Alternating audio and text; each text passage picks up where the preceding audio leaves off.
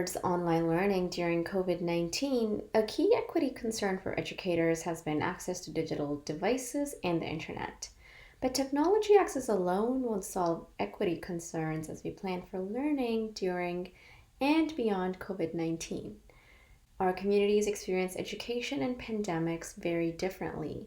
Race, social class, gender, sexual orientation, nationality, religion, or ability all play a role in creating differing experiences for students as they experience both schooling and COVID 19.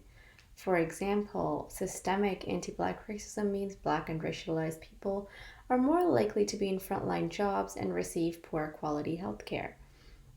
They are contracting and dying from COVID 19 at disproportionate rates.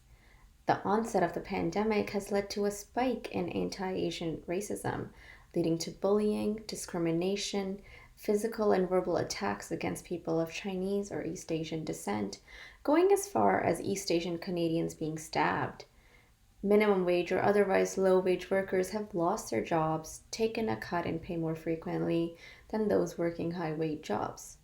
These are just some examples, and this list is in no way exhaustive.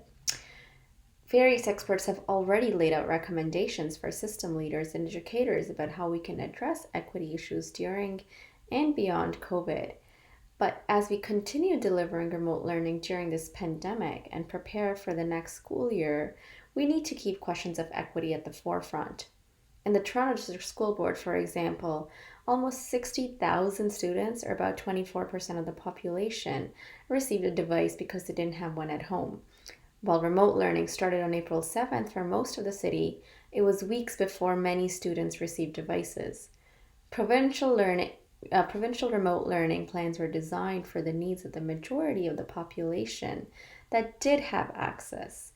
But what if we planned emergency remote learning with the needs of the quarter of the population that didn't have access instead?